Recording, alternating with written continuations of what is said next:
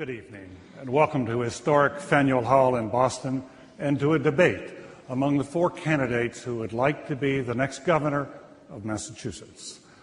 This debate tonight is brought to you courtesy of a consortium of 6 groups. Boston Media Group here in Boston. They include WCVB-TV, Channel 5, WHDH, Channel 7, WGBH, Channel 2, NECN, the Boston Globe, and WBUR Radio. I'm David Gergen of Harvard's Kennedy School of Government. Let me introduce the candidates to you, if I might. Grace Ross of the Green Rainbow Party.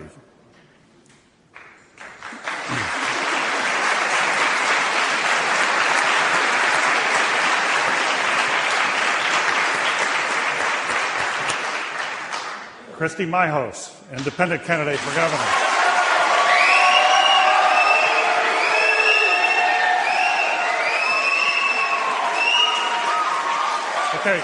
Okay, please. If we would, we're going to ask you again.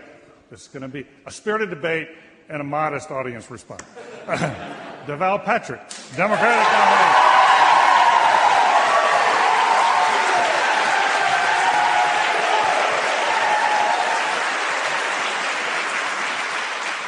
And Kerry Healey, the Republican nominee.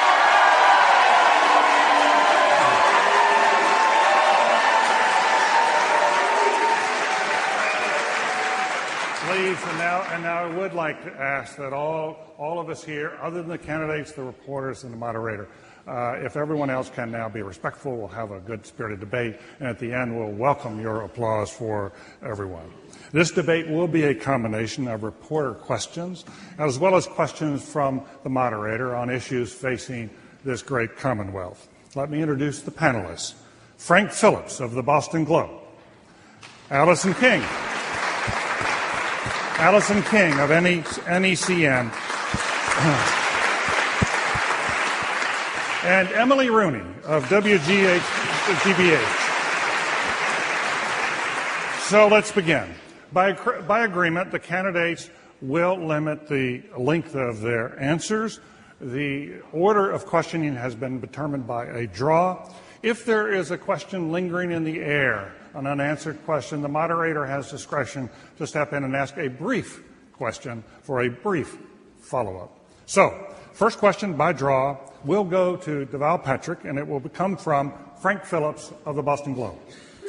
Mr. Patrick, your opponent, Kerry Healey, is airing an ad that shows a woman walking to her car in a dark garage and then refers to your support of convicted rapist Ben Laguerre. We know what you've said about attack ads, so I don't want you to repeat that response.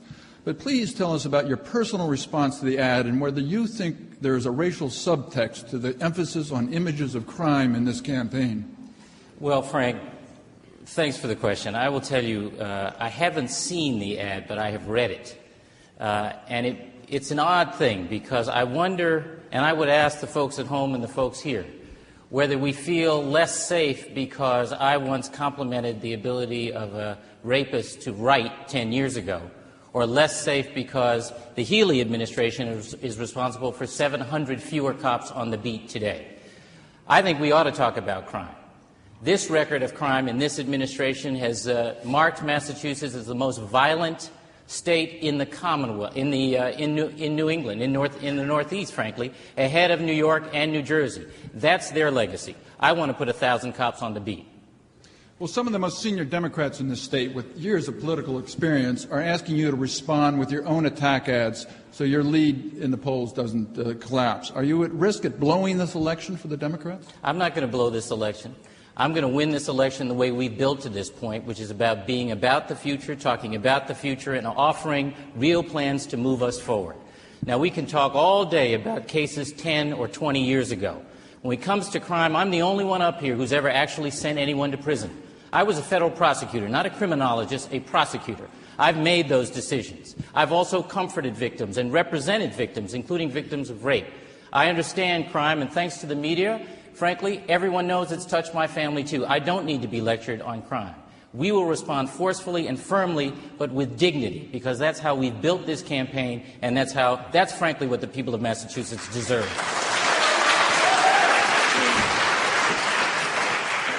The other candidates now have a chance to respond. Well, I was very concerned about the ads, and I think the reason I've been concerned about the ads is because I think that really what we want to know is people's position on what they're going to do about crimes. We've lost, yes, police on the beat, but we've also got a spiraling murder rate among our youth. We have very serious issues going on for battered women who can no longer escape battering. It takes 6 to 8 weeks if you call up a battered women's shelter now and say, I need to get out, I just got thrown down a set of stairs. And that's because we need policies that actually help victims, not rhetoric. I am absolutely just disgusted with 95% of the other people here in Massachusetts about these negative ads.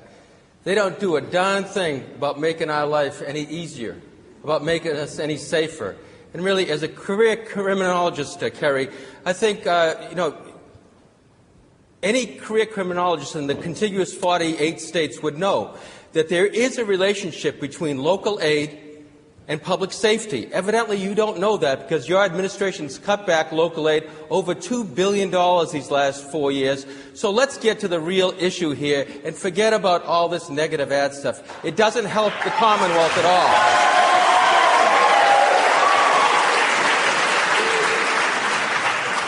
Mrs. Healey. I thank you for the opportunity to respond to this because it's an important issue. First of all, there is no racial subtext to that. What there is, though, and you asked this question, what makes Massachusetts less safe? It makes Massachusetts less safe when you advocate on behalf of a brutal rapist who you have never even met. That's what makes Massachusetts less safe. And that is a perfectly reasonable thing to debate and to talk about in this campaign. And then let's talk about these statistics that you've been using. I don't know where you're getting them because they're wrong. We actually have 2,000 more police on the streets today than we did 4 years ago. You can look at our FBI statistics. We have 9% fewer violent crimes in Massachusetts than we did 4 years ago. Okay. You need to get your numbers right. Well, let me give you the numbers.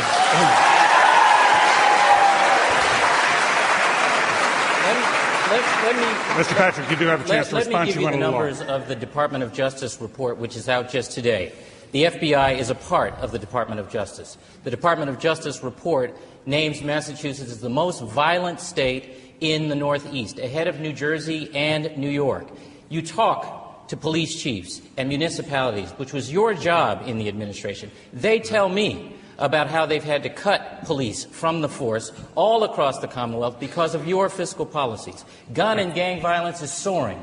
Guns are coming across our borders in great numbers. And that is the legacy of your record on public safety. We will have a chance to respond. I can guarantee you're going to have a chance to respond. What I would like to ask is all of the candidates to be very observant of the time limits and of the audience to be, please, if you would hold the applause, we would be most appreciative. The next question, you will have a chance to respond, believe me. Allison King to Grace Ross. Ms. Ross, under the new state health care law, starting in July, thousands of families with no health insurance will be in for a shock when they realize they're going to have to purchase health care on their own at a cost of nearly $3,000 a year. As governor, would you be prepared to enforce this law even if families could not afford it? I actually think we need to completely reframe the law that was passed. People have talked about it as a universal coverage, and they've talked about it as a plan, and it is neither. Not only will those families be shocked about it, so will our small business owners who haven't been able to afford health care for their workers at all when they find out that if they couldn't afford it for their family, they're going to be paying to a tune of $3,000 for them, their partner, whatever. We'll have to enforce what has been passed until we change it, but we need to change it immediately. If I'm in on January 3rd, my plan is first week we're going to sit down and talk about what real universal health care is. It contains costs, it covers everybody, and we can afford it for what we're already paying. We spend 39% of our health care dollars on non-medical related things, and we have to change the system to one that's a real system and works for everybody and contains costs for everybody. Follow-up? No, I know that you support a single-payer system. In some countries that use single-payer, Canada to name one, there has been more access, but quality of care has gone down. Why would you want to emulate a system like that? Quality of care for whom? Because in Massachusetts there are more than 500,000 of us who are not getting care at all unless we go into an emergency room after we're very sick. That's incredibly expensive. So there is a quality of care for those who can afford it, and there's another level of care for those who cannot afford it. And we have spiraling rates of encephalitis going on that have people very concerned. We have meningitis in 14 cases in Framingham this summer. That is unconscionable. So quality of care, if you can't get to it, doesn't matter.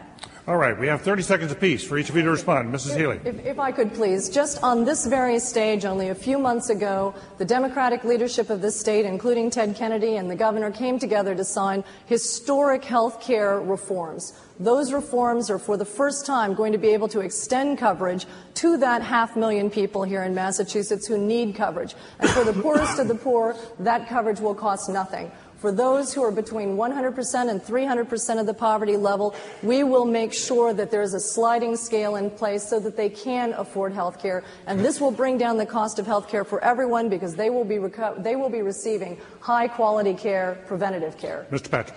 And right after that glorious ceremony when the bunting came down and the bands went home, this administration vetoed the funding mechanism for it, a cynical move. And your campaign, Lieutenant Governor, campaigns on the promise of killing that employer assessment once and for all. We made a very good judgment, it seems to me, choosing between what we thought used to be the only choices available to us, between a perfect system and no solution at all. We took a step forward. If I have the chance, I'm going to implement it from the perspective that health is a public good and get at the high costs. Thank you. Mr. Mihos. Later on this month, the Healthcare Connector Board is meeting up in Shrewsbury behind closed doors to promulgate the regulations and work forward on this. They got together, and last week they found out that this law does not cover 80,000 children here in the Commonwealth. Open up the process. Let's see what's going on behind closed doors. The Democrats and the Republicans are not telling you the real cost of this issue. And that's going to come down hard on every single one of us when they've mandated that we have to pay for health care and they're not giving us the right number. Open up the process. Let us see who's getting greased here. Thank you. All right. The next question comes from Ms. Rooney, Emily Rooney, to Lieutenant Governor Healey. Ms. Healey, back to the issue of that ad. You say Deval Patrick should be ashamed of himself for saying Ben Laguerre is eloquent and thoughtful. But what are we supposed to take away from that ad? That a compliment condones Laguerre's actions, or that if Deval Patrick is elected governor, women should fear they are more likely to get raped? What you need to do is think about judgment. Think about patterns of behavior. Think about the perspective that someone brings to the governor's office. And the perspective that I have brought throughout my life has been working on behalf of the victim and the victim's family. I've worked to pass Melanie's bill. Melanie's bill has prevented presumably about 17% of the homicides that would have happened on our roads as a result of drunk drivers. We've saved lives. I've worked to tighten our sex offender laws. I've worked to tighten our gang laws so that there is not witness intimidation to the same extent as there was before this legislation was passed. I think Deval Patrick has the wrong priorities, working on behalf of a convicted rapist who brutally raped a grandmother. I think that's the wrong priority. What does the ad say about your style and character? Are you trying to scare women into voting for you through this? What I'm trying to say, and I think it's very clear, is that there's been a pattern. First, when Deval Patrick was asked about his involvement in the Laguerre case, he said that it was 15 years ago. And then he said maybe it was 10 years ago. And then we learned that there were 2 letters written in order to try to get Ben Laguerre prematurely out of jail, writing to the parole board, asking for his release on the basis of a correspondence that he said made him believe that this person was humane and eloquent. But humane, how could a person who has viciously raped a grandmother for 8 hours be considered humane? I think it's poor judgment. Mr. Patrick? Well, I'll tell you, it's right. I have, on occasion, represented the unsavory defendant. And you better be glad somebody does, because that's what puts the justice in the justice system. I don't apologize for that. As I said before, I'm the only one up here who's ever prosecuted someone. I've sent people to jail. I've made those judgments about the evidence and how to evaluate it. I've also comforted victims, represented victims, been a victim of crime. I understand the whole perspective and the whole range of the criminal justice system. And if you come down off that high horse of yours sometime and see how it actually works in the street, I'd be happy to show you around. Mr.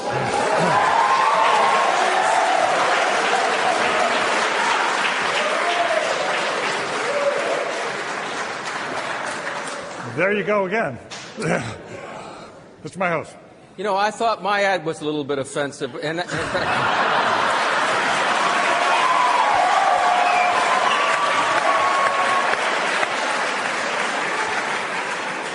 I got to tell you. Thank God for you. But I got to tell you, I pulled my ads down for 2 weeks. I wanted you to see this negative ad, this constant bickering going back and forth, this Republican 101 and this Democrat 101. That's who Deval is. That's what Deval does. And you better accept it, because that's who he is. And he is a liberal. And that's what, look at this hall. That's what happened here, in this hall. So pull down those ads. Let us see how great this state is going to be. And stop wasting our time.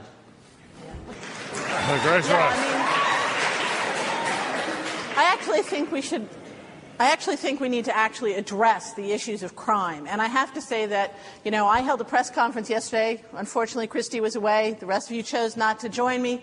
This debate over character. Let's talk about the character of leadership. We're supposed to be asking for the votes of the people of Massachusetts to lead all the people of Massachusetts, not to divide them, not to create a divide and hope that the people that like us are bigger on our end of the divide. On the other hand, you know, Deval, you didn't answer it strongly enough at the time. You know, if you're sure your record was right and actually all the backing shows that, then you've got to stand up and you've got to say it clearly and say it immediately and say, you know what, we're not going there because we have real issues to discuss. And if we want to talk about character, then let's get out there and talk about the kind of decisions, how they get made and why and what you stand for, because the people of Massachusetts deserve transparency and accountability. Okay. Thank you. Now, we're going to change the format just a bit to go to a free-flowing discussion. I'm going to ask a general question. Oh, I'm sorry. Oh, I'm sorry. I'm sorry. We're not changing the format. Frank. Mr. Mihos, with polls showing you running a distant third, some of your strongest allies during your battles at the Turnpike Authority say it is time for you to get out of the race, that in fact you're serving as a straw for Deval Patrick and draining votes from Kerry Healey. They claim you're merely seeking revenge against her and the Romney administration for not reappointing you to the Turnpike Board. Is that true? And what do you say to them? It is absolutely and utterly false. What I say to them is this. I'm the only candidate in this race that was born here in Massachusetts. I was born in Brockton. I grew up here. I built a business here. My family is here. I'm not one of these drive-by governors that's going to just, take off. I'm not running for anything else. Frank, this is my home, and I care about it. And I can't stand to see what the two traditional parties are doing to our state. This is a disgrace. Whether it's the dig or the way we fund local aid, whether we take care of our elderly, or how we deal with this issue of illegal immigration. I'm in this race, and I'm at the same poll number that Jesse Ventura was a few years ago when he ran. Thank you, Mr. Mihos. There's going to be a follow-up. And he won. Mr. Mihos, thank you.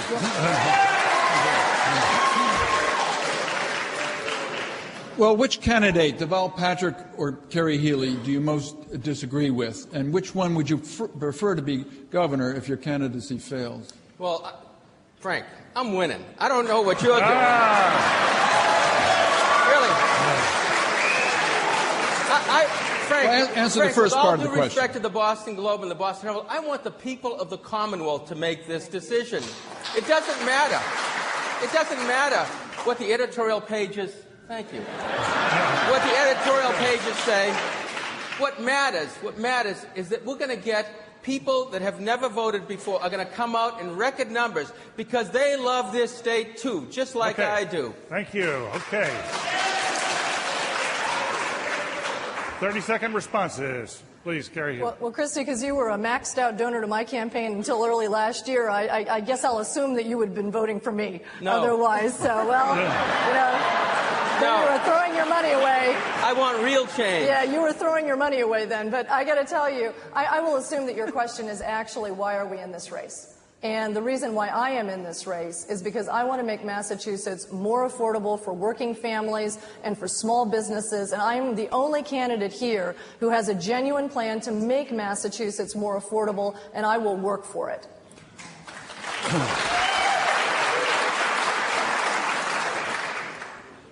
Well, that wasn't the question I heard, but if we want to answer that question, I'm in the race because I think it's time for a change.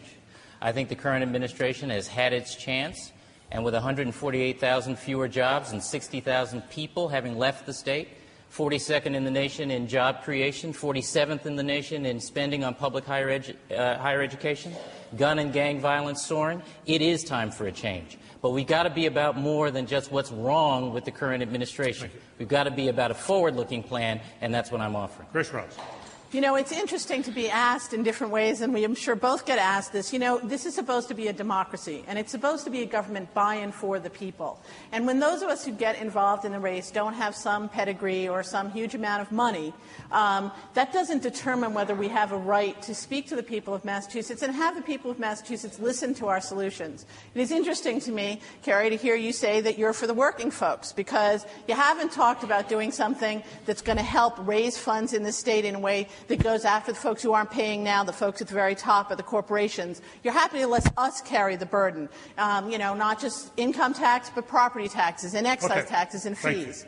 Thank you very much. All right, now we are going to a slight change in format. I'm going to ask a general question, and then the candidates will have a chance to talk among themselves. As if they haven't been doing that already, right?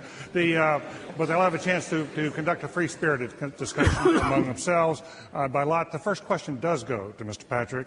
Mr. Patrick, you talked about the need for change. I'd like to ask you, sir, about the change in public education. Yes. This question. You know, when you were young, you won a scholarship to go off to the Milton Academy. You essentially had won a ticket out of poorly performing public schools to go to a private school where you blossomed and you have a stirring life story.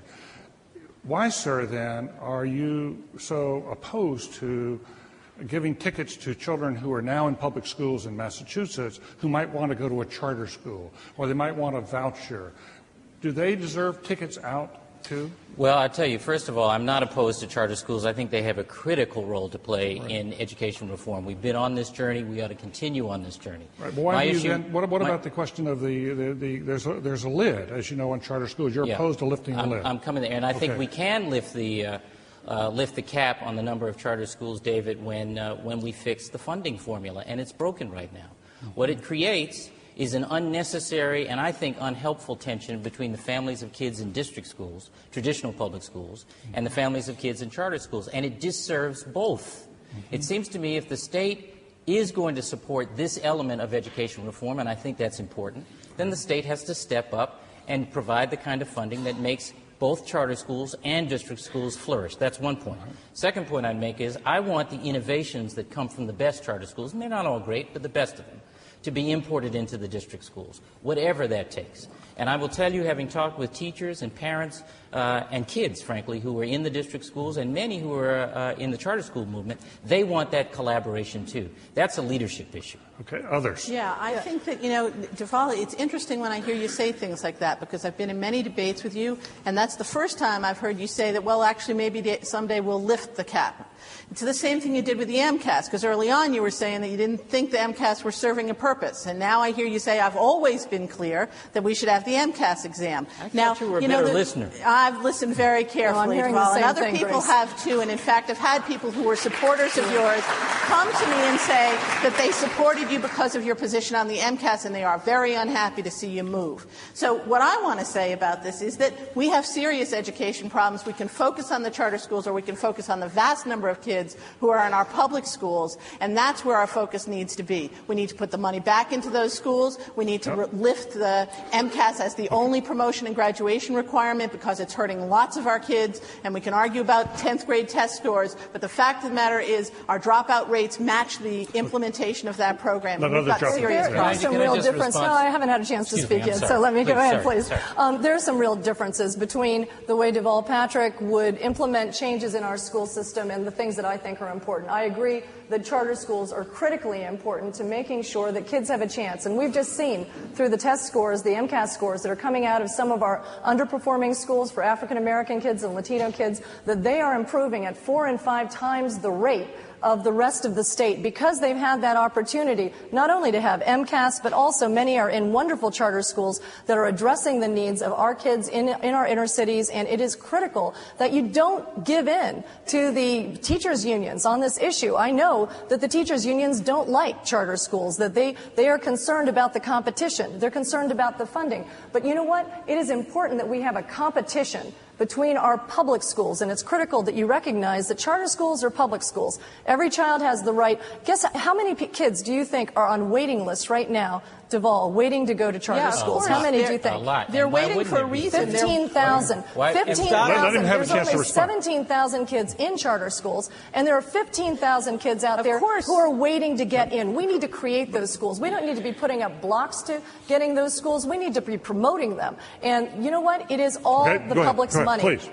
First of all, let me say, you're right. It is all the public's money, and who wouldn't be on a list for a charter school if we're walking away from the district schools? The fact Let's make them all charter schools. What we need to do is make them all sing. What we have to do is make them all What's wrong sing. with that? If they're good schools, what's wrong with that? You cut the funding for the remedial help for a lot of the folks who are trying to pass the MCAS. You aren't interested in putting money into the schools that serve most of the people of Massachusetts. First of all, that's wrong. We've only ever proposed more money for MCAS remediation. But let me talk about another part of my plan that I think is critical. 15 seconds, each one of you, and then we're going to have to you'll get a little brief return. I'm going to get you back into this. Do you want to? You 15 seconds. Go ahead. Well, I would just say, let me be clear. First, to Grace, our education plans have been out for nearly a year. We've been supporting MCAS all along. My view is that the MCAS is not enough. We ought to be about educating the whole child and not just success on a standardized test. Right. That's not a complete education. MCAS ought to be a graduation requirement, but it's just one element of how we evaluate the progress of children. Okay, Mr. Mihos. Just one issue. When we're starving the local municipalities of funding and teachers are getting laid off, their support services are getting laid off, libraries are being closed in certain parts of the Commonwealth, this administration has taken over $2 billion out of local aid. That's why everybody's lining up to go to charter schools, because you're killing public education in the Commonwealth.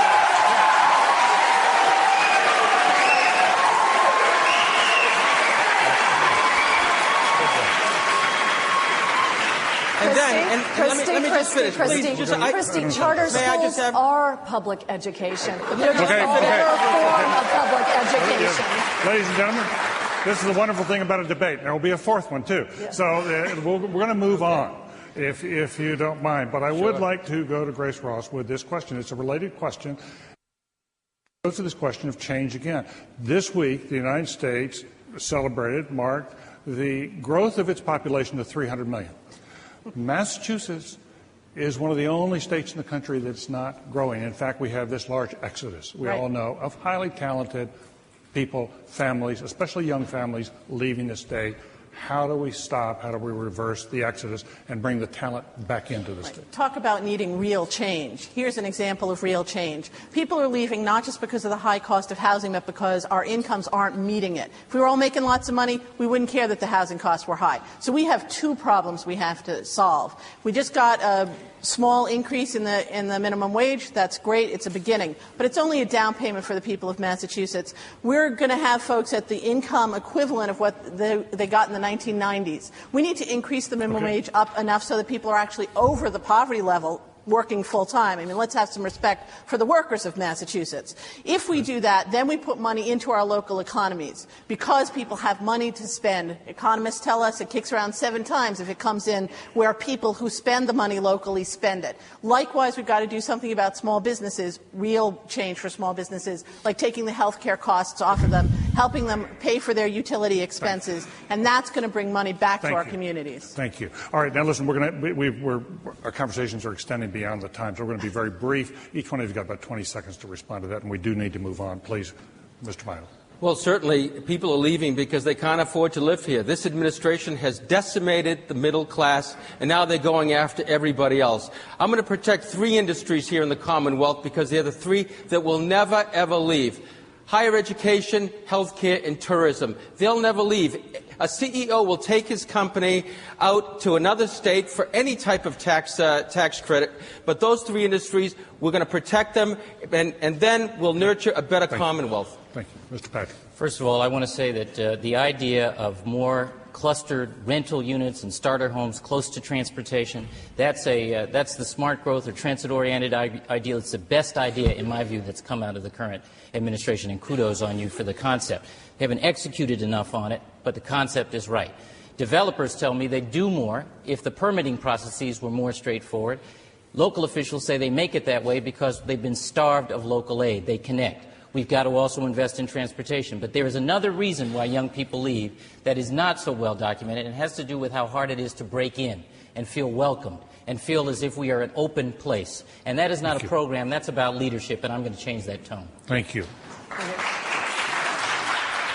This isn't rocket science. People are leaving because it's too expensive. We need to make it more affordable here in Massachusetts. How do you do that? You lower taxes. I'm the only one here on this stage that has signed the No New Taxes pledge. Everyone else here on this stage is going to raise your taxes. If they weren't, they would have told you that. We also need to reform our auto insurance industry. It's too regulated. We need to make that more affordable for good drivers. We need to make Massachusetts more affordable. That's the answer to population loss. David, thank you. David, may I get this one? May I respond? No, we got to. No. Can I get this one? You'll have it in this next David, question. Just one sentence. One sentence. Taxes went down in this administration, and people still left. That's one sentence. Thank you. Thank you for that one sentence. Allison King has the next question to Kerry Healey. That's right. Ms. Healey, state travel, Governor Romney has often made Massachusetts the butt of jokes. These are comments that many feel have not only disparaged the state, but may also hurt the state's ability to attract new business and new citizens. Would you take this opportunity to publicly criticize Governor Romney for the potential harm he's done to the state, and would you call on the governor to cease and desist? Let me just say that I love Massachusetts. I love it in the way that someone who chooses their state loves it. And I came here back when I was going to college. I had the great opportunity to come here to go to college. And I have to say that it impressed me as a place that has fantastic history. Looking at this hall, you can see and feel the history of this state. It has families where generation after generation lives in the same town, stays together. I love Massachusetts. I'm going to work to make it a better place, and I will never criticize it. And would you call on the governor to cease and desist? I think he's probably heard your message loud and clear. Brief responses. Brief responses. Then you don't love Massachusetts.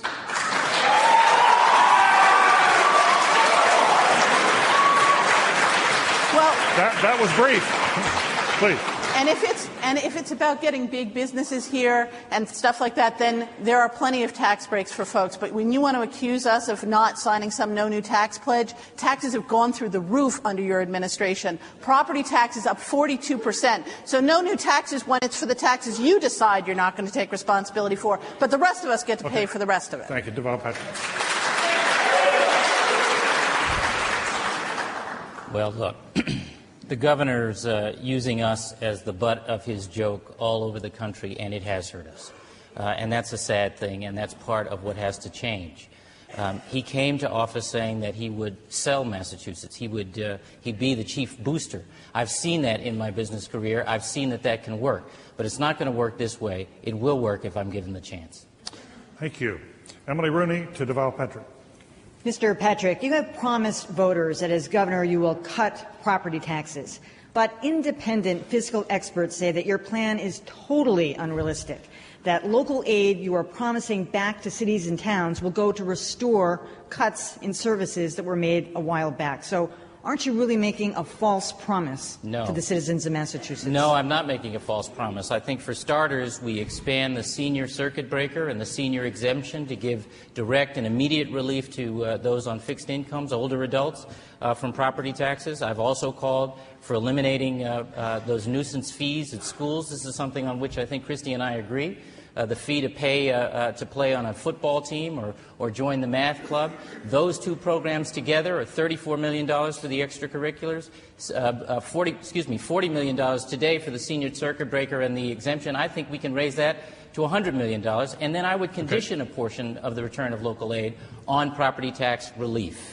I think that's the kind of partnership we have to rebuild with cities and towns. But you have to admit there is no guarantee that cities and towns are going to put that money back towards property reliefs. Then they property don't taxes. get the money. That's what I'm talking about, conditioning the restoration of this additional local aid. That's got to be the quid pro quo. Now, if we do it just dollar for dollar, we don't get anywhere. We don't deal with all the unmet needs at the local level.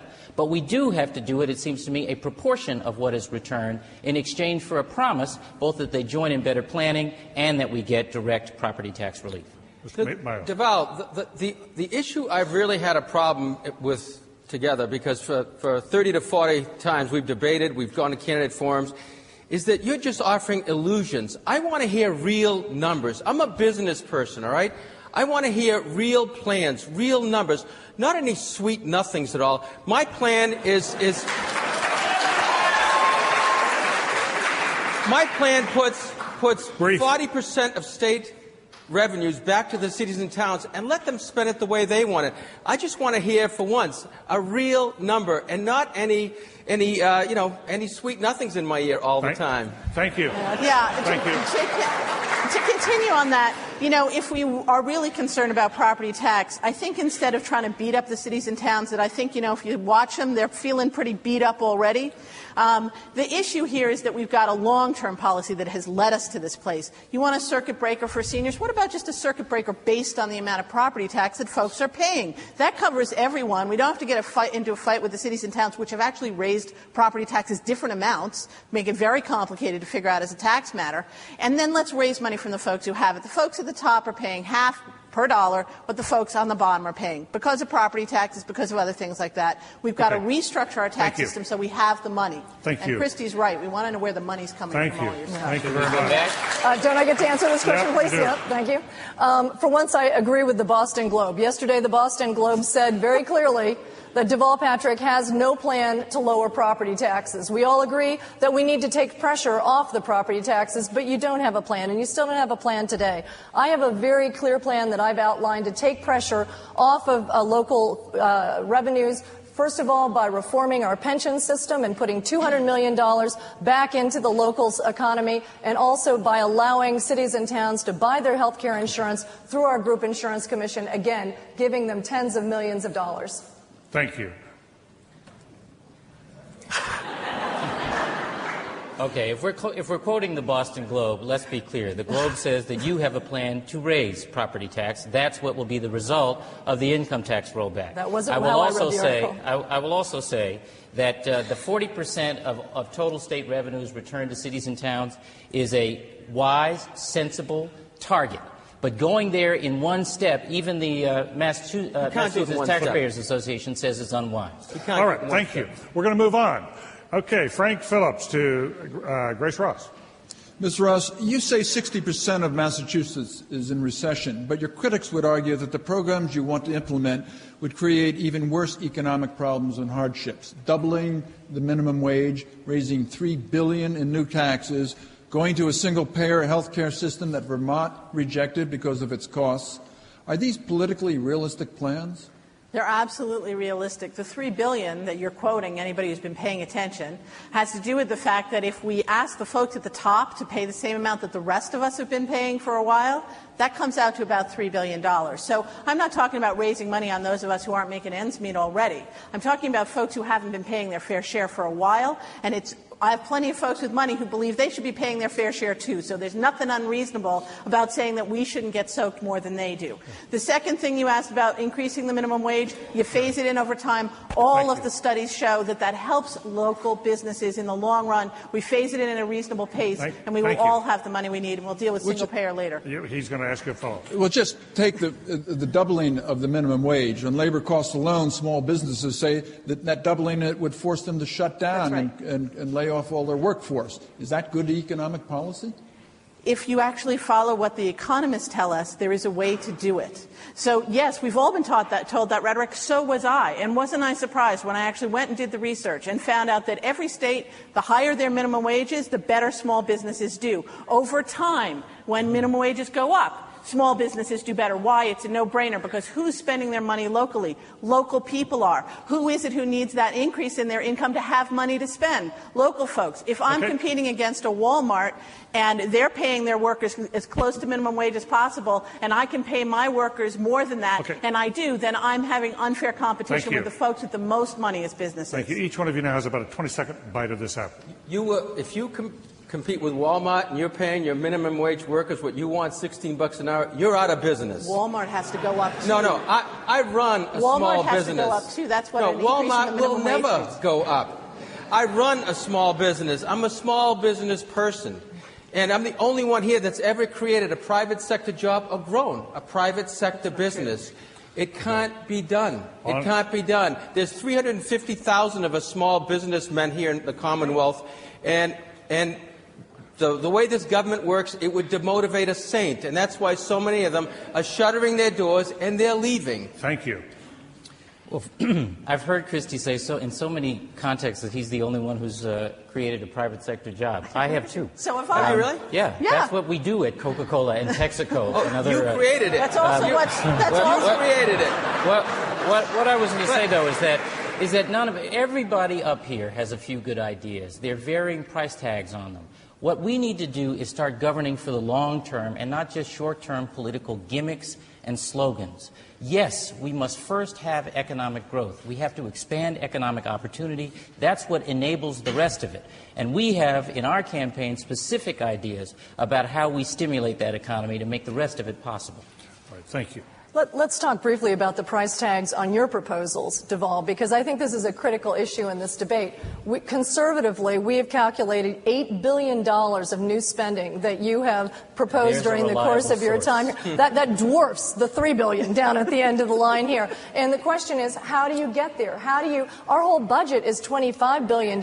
If you want to spend $8 billion more on things that the special interests have had you promise them because they now back you, I want to know where that money is going to come from. It's going to come from raising taxes. And you should just be honest about it. You are liberal. You should just come out and say, I'm going to raise taxes, and that's how, you think you can spend your way to prosperity.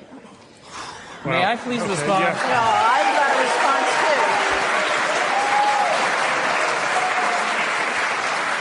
Here's the deal. I know, and here's the deal. We're going to have to. We're probably not going to be able to do the last full round, but I do want you to get a chance to respond to this. We're into something very important. Let's be fair. You get a very brief response. You get a very brief response. Well, first of all, Lieutenant Governor, let me say I wish you would read our proposals instead of just the right-wing Republican playbook.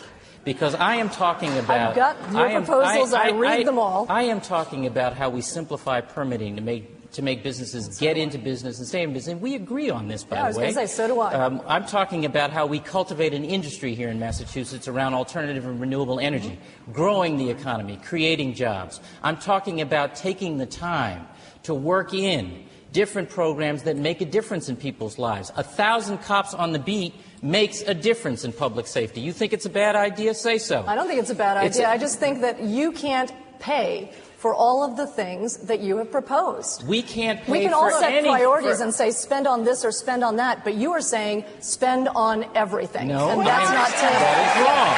That is wrong. I have said over and over again that we are going to phase things in and grow our way to this. But we cannot do it without growing the economy. I've been as clear as possible about that. Thank you. The two of you have both got taxes. The two of you both have very expensive proposals, and quite honestly, Lieutenant Governor, I don't see how you're paying for yours either if you're not doing anything with taxes. So let me say one other thing. You asked about where the money comes from. Briefly. We spend $1 billion on siting deals for large corporations, low taxes, low cost on the property that we give them. Let's take that billion, let's put them into the small businesses so that folks can afford an increase in the wages as we work our way up, so that they can afford renewable energies that they own themselves, solar panels. Thank you. Let's make it happen. Thank you very much. We're going to go to Allison King. Mr. Mihos, yesterday Kerry Healey announced plans to take down the Mass Pike tolls from Route 128 westward. You called the plan a, quote, bald political ploy, though you proposed a similar plan back in 2003. Meanwhile, a nonpartisan commission recently concluded that the state can't adequately fund its highways and other transportation infrastructure with not only raising the gas tax but also adding tolls to the turnpike. Given that, aren't both you and Healey grandstanding on this issue? Well, let's put it this way, Allison. I put up my plan 3 years ago, and everybody, including the governor at the time, thought it was a great plan. And it finally made good on the promise to take down the tolls when the bonds are paid off. My plan was to sell the 11 service area plazas to the state pension system, pay off the bonds, and take down the tolls. This particular plan, this board yesterday voted in principle to look at this thing after they've examined the legal, financial, and contractual obligation. What board in the post-Enron WorldCom era would ever do anything like that without knowing on what they were voting for? It was a political ploy because Mitt Romney and his... Thank you very much. Please and how would you plan to make up that $114 million in lost revenue? What $114 million are you talking about? The toll money that would come in once you took the tolls down. The federal government asks you to take down tolls. They let you get the gas tax at that point. The people in Metro West, Central Mass, and Western Mass, they paid for that road almost twice. Let's just make good on the promise and take down the tolls. I just don't think that they knew what they were doing 3 weeks before an election. It was a political stunt. That's $114 million that you need to make actually, it's $140 million. It's even better than that for them. So you go into the gas tax and you let...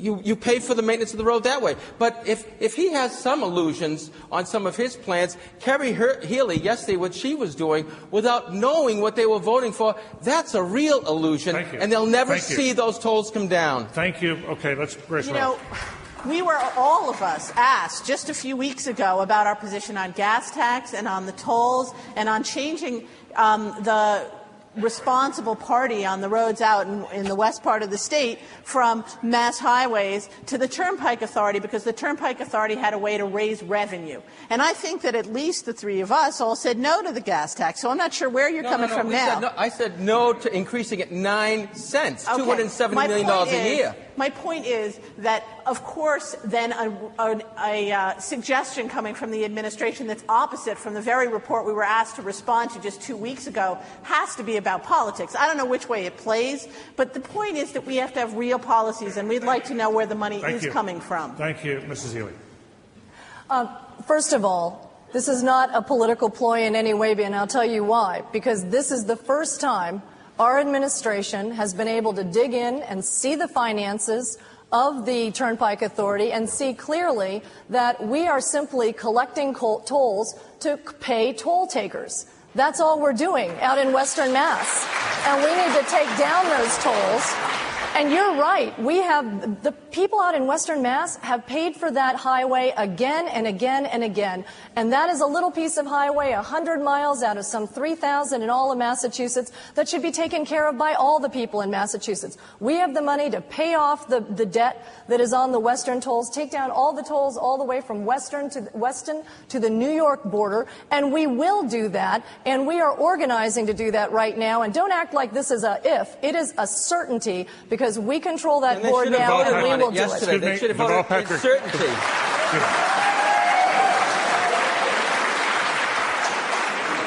Mr. Patrick. Well, if we can do this, we should. But there have been so many hollow promises from your administration, Lieutenant Governor, that it's very hard for me to accept another one.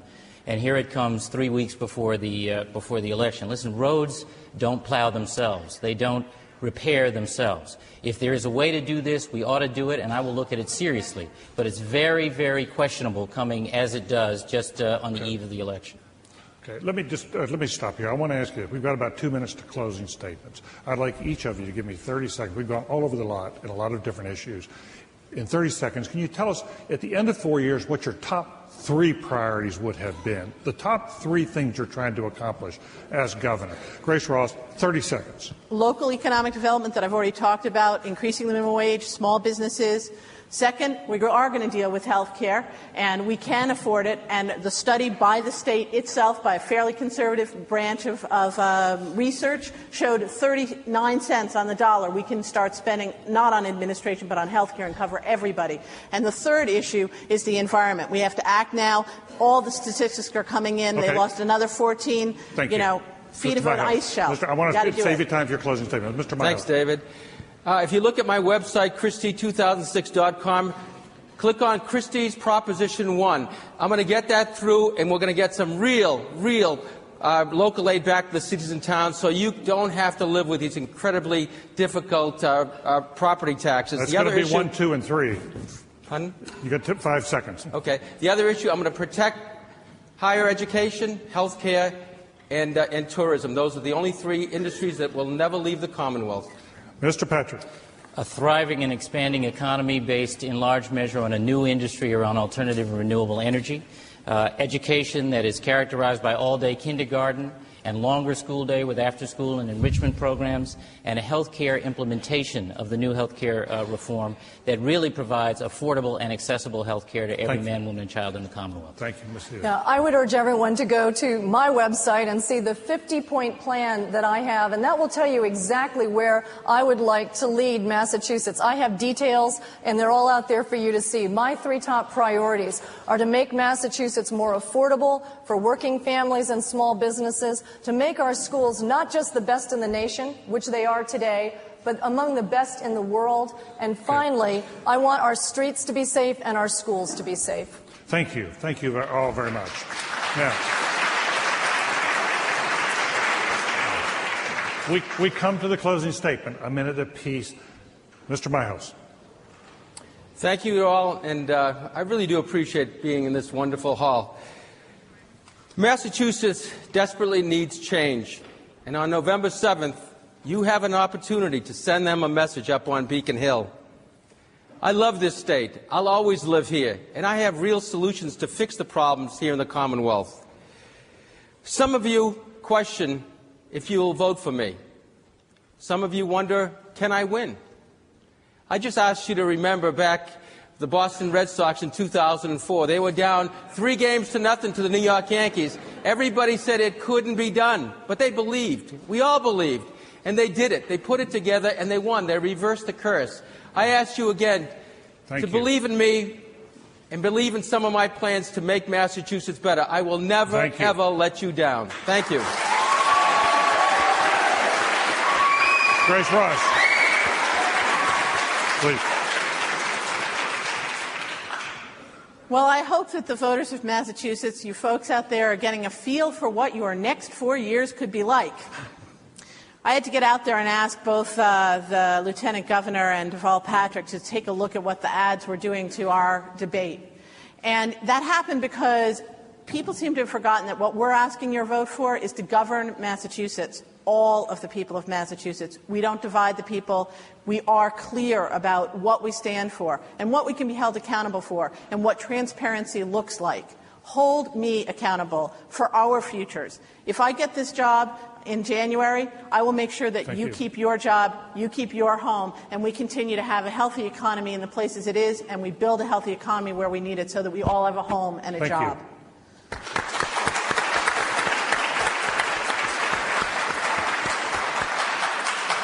First of all, thank you for hosting this debate. It was really a wonderful opportunity to be here in this historic room and speak about things that matter.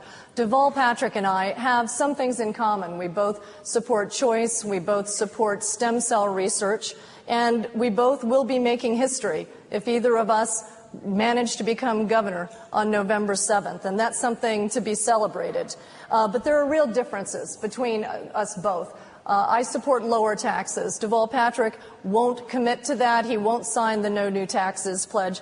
I'm against giving driver's licenses to illegal immigrants and also in-state tuition to illegal immigrants. Deval Patrick supports both of those issues. And I would like at this point to say it would be wonderful if we could have a one-on-one debate, an extended discussion of those issues just between Deval Patrick and myself.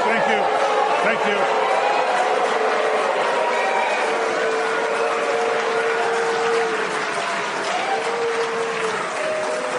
Mr. Patrick. Let me also thank, is it my turn? Yes, sir. Okay. Let me also thank the organizers and you, David, for moderating, everyone for being here, and for the folks at home for tuning in. We have a choice to make, and it is between the same old, or real change. Change that's about a more positive, more forward-looking vision for our future. And I will say that part of that change has got to be a different way of respecting all of the people of Massachusetts. I'm not looking to divide anybody. I want everybody to have a place at the table. And respect is shown, it seems to me, in all kinds of ways, including by including all of the candidates in all of the public districts that we have around. So there is a difference there as well.